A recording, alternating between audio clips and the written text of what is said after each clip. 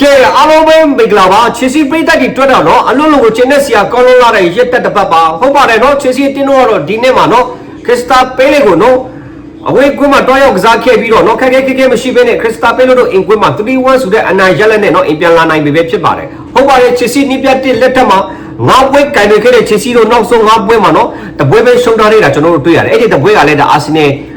ယ်ပွဲမှာနော်ကာဘောက်ဖလားမှာရှုံးထားတာဖြစ်ပါတယ်နော်2-3ဆိုတဲ့အနိုင်ရလက်နဲ့နော်ဆိုတော့ကတစ်ဖက်မှာ FA မှာလည်း9-9နဲ့နိုင်ထားတယ်ဒါပြင်းပြလိမ့်မှာဆိုရင်နော် Bradford ကို2-0ဆိုတော့ကဒီနေ့ခရစ်စတာပေးလေးကိုနော်ဝေးကွင်းမှာ1-3ဆိုတဲ့အနိုင်ရလက်နော်ကျင်းတဲ့ဆရာကောင်းလာတဲ့ဒါအနိုင်ရလက်တွေပါနော်ကျင်းတဲ့ဆရာကောင်းလာတဲ့နော်ဒါရလက်တွေပိုင်ဆိုင်ထားတာပေါ့နော်ဆိုတော့ကတစ်ဖက်မှာမာယိုစကာကိုထုတ်လိုက်တာမှန်များမှန်တော့တလားကျွန်တော်တို့အောက်မရပါပြီနော်ချစ်စီဒါဘုတ်ဖွဲ့တွေကိုလည်းနော်ရှစ်လောက်ကျွန်တော်တို့ချီတူရမလို့ဖြစ်နေဘာဖြစ်လို့လဲဆိုတော့နော်ဒီနိပြလူငယ်နိပြလက်ထက်မှာငါးပွဲမှာနော်၄ပွဲတိတိနိုင်ပြီးတော့တပွဲပဲဒါရှုံးထားတဲ့ကတွေ့ရအဲ့ဒီတပွဲရရှုံးထားတဲ့တပွဲရတယ်နော်နောက်တစ်ကြောက်ကန်ရမှုရှိတယ်ဆိုတော့ဒါ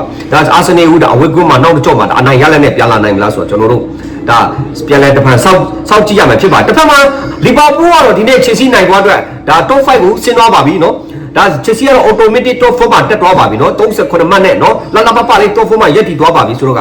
ခဏနဲ့ဒီစေနိုင်ခွင့်မှာ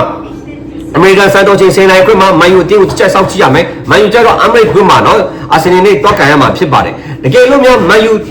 ယူဒါချေချော်ခဲ့မယ်ရှိခဲ့တော့နော်ဒါအစစ်6ကိုမန်ယူရောက်သွားမှာဖြစ်ပါတယ်တကယ်လို့အစစ်ဒါအောင်အာဆင်နယ်ကိုနိုင်တွားခဲ့မယ်ဆိုရင် top 4မှာဝင်ပြီးတော့ချယ်ဆီကအစစ်9မှာဆက်လက်ရက်တည်သွားမယ်နော်အာဆင်နယ်လီဗာပူးကျတော့အစစ်6ကိုဆင်းသွားမယ်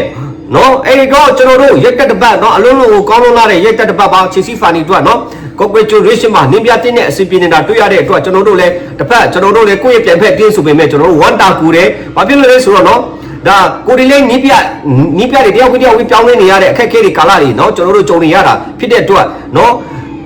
ကိုတင်းနေရခုမှဒါနိုင်ပွဲရခါစနီးပြတစ်လက်ထက်မှာလည်းဒါကားရီလက်ထက်မှာလည်းနိုင်ပွဲရခါစရှိသေးတဲ့ခါကျတော့အဲ့ဒီ feeling မျိုးဒါချယ်ဆီတို့မှာလည်းတွေ့နေရပြီနော်ဒါချယ်ဆီတို့လည်းနိုင်တယ်ဒါနိုင်ပွဲတွေဆက်တက်ဥဆောင်နေတာပေါ့နော်ဆိုတော့ကဒါချယ်ဆီမိပြဆိုရင်ပူတော်မှနိုင်ပွဲတွေဆွဲဆောင်ထားတယ်နော်9ပွဲမှာ4ပွဲနိုင်ထားတယ်အနိုင်တိုင်းဒါရလက်အနိုင်တိုင်းတာဆိုတော့အလိုလိုကောင်းလာတဲ့နိပြပါနော်ဒီနိပြနော်လူငယ်နိပြလေးမစိုးဘူးကောင်းတယ်နော်ဒါပေါ်မာတို့မပါနိုင်ပဲမဲ့နော်ဒါအီဇိုဖာနာတက်ကိုနော်နံပါတ်10ရောမှာထားပြီးတော့အကောင်းဆုံးကစားသွားနိုင်တာဆိုတော့ကနော်ချီချူတယ်ဒါချစ်စီတို့နော်ဒီနေ့ဒါကျွန်တော်ထင်တယ် top 4မှာချစ်စီတို့လည်းtop 4မှာချစ်စီတို့လည်းဝင်နိုင်တယ်လို့ဒါမန်ယူတို့ဒီလီဗာပူးကလည်းဒီတုံးတင်းတွေကတင်းတော့ဒါကြီးတေချာပေါက်ဝင်နိုင်မှာပါနော်ဆိုတော့ကကျွန်တော်တို့ပြန်လဲတစ်ဖန်စာမန်ယူပွဲကိုချက်ဆောက်ကြည့်ရအောင်ပါနော်အားလုံးပဲ see you